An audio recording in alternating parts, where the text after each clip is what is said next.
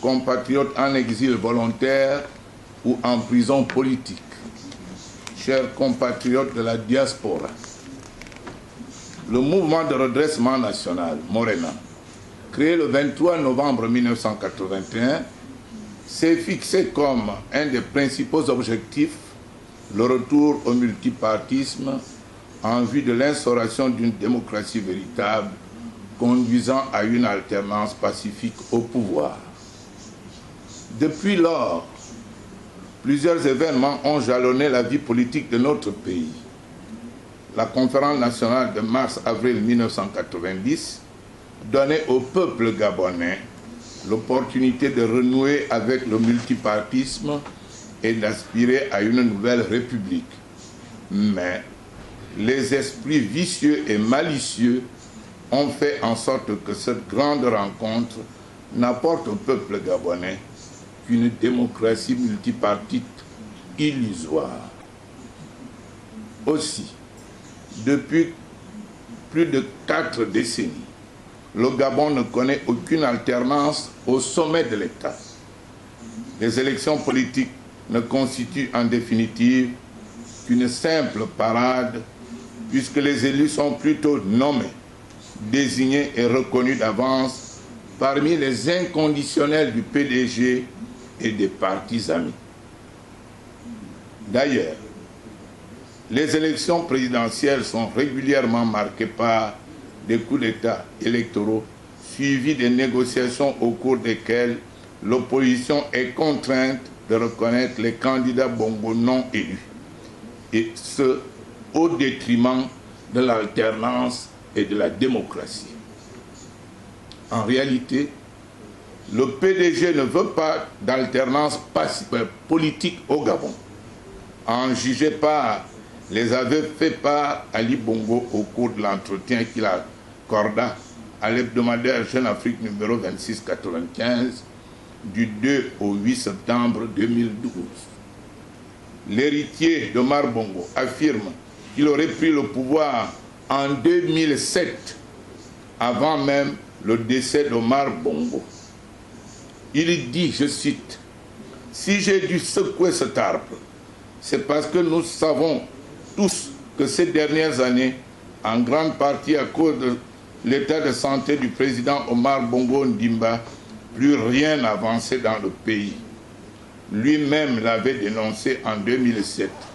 Je n'avais pas d'autre choix que d'essayer de remettre la machine en route. Ces mesures étaient réclamées par la population depuis longtemps. » Fin de citation. C'est donc librement, à titre d'héritier et sans consulter le peuple souverain, qu'il a de son propre chef remplacé son tuteur, trouvant sa santé continuellement chancelante. Estimant n'avoir de compte à rendre à personne, son attitude arrogante explique la raison pour laquelle il ne veut écouter ni son camp, ni l'opposition gabonaise qui réclame pour la sortie d'une crise qui ne fait que perdurer la tenue d'une conférence nationale souveraine salvatrice.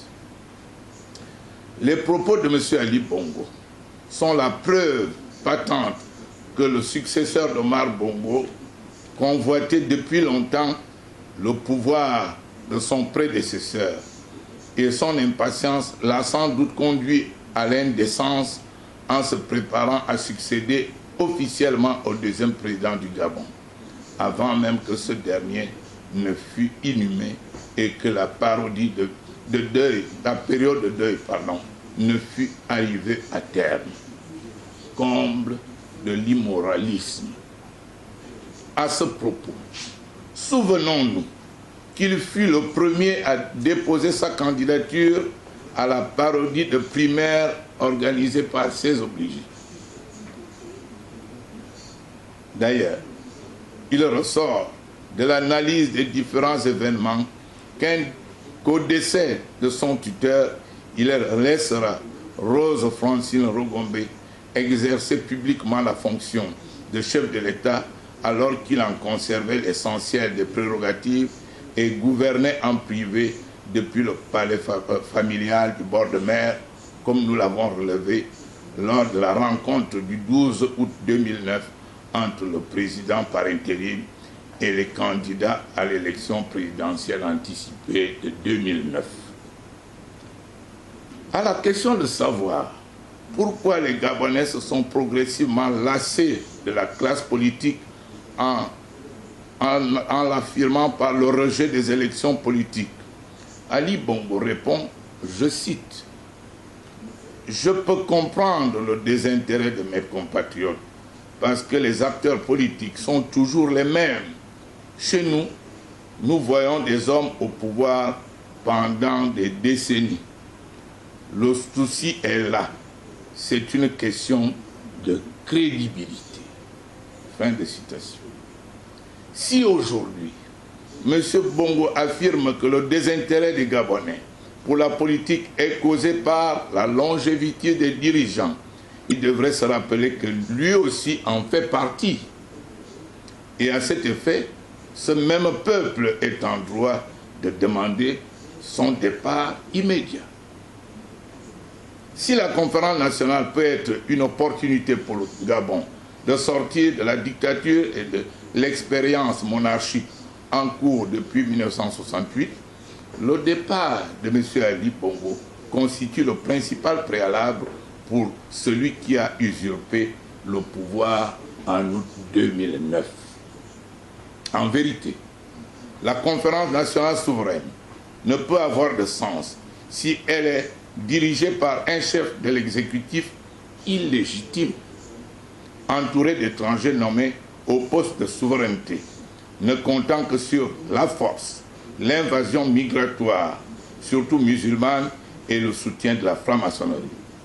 Si la violation de l'esprit du constituant et du caractère républicain et démocratique de l'État est permanente, si les révisions hâtives, abusives et aventureuses de la Constitution font légion en l'absence du peuple gabonais, et pour le seul intérêt d'un homme qui, à lui seul, veut regrouper et incarner tous les pouvoirs, y compris religieux et mystiques, si la première fois dans son histoire, le parti est APDG a légitimé le basculement du régime démocratique de droit au régime monarchique de fait, depuis le décès de Bongo Ier et le coup d'État électoral de Bongo II. Si le principe d'autodétermination du Gabon est sacrifié sur l'autel des intérêts personnels par le placement des amis et étrangers au centre de la gestion des affaires publiques, la manipulation des ressources naturelles dont les Gabonais sont normalement seuls propriétaires, le Gabon appartient donc aux étrangers. Le Gabon n'appartient plus aux Gabonais. Chers compatriotes, en adhérant à l'idée d'une conférence nationale souveraine imminente, conclusion du forum Opposition, Diaspora, Société civile tenu à Paris et du conclave de l'Union des forces du changement, UFC, tenu à Mouila la semaine passée, et pour l'ensemble des raisons énoncées ci-dessus, le mouvement de redressement national Morena, conscient des enjeux de l'heure et soucieux de l'intérêt supérieur du peuple gabonais, demande au préalable la démission pure et simple d'Ali Bongo Ondimba. Il propose enfin la mise en place d'un comité de salut national devant présider les travaux de la conférence nationale souveraine, gage de prospérité durable et de stabilité véritable. Chers compatriotes des 9 provinces, débarrassés de la peur, principal obstacle à la liberté et à la justice, je vous invite à vous joindre aux patriotes soucieux de la libération du Gabon, quel que soit le bord politique et votre communauté d'origine, pour qu'ensemble nous restaurions nos valeurs morales fondamentales en restituant le pouvoir au peuple et en permettant à notre jeune nation de faire l'économie d'une déstabilisation généralisée. À mes chers compatriotes du PDG, une sagesse recommande humblement de quitter les choses avant qu'elles ne vous quittent.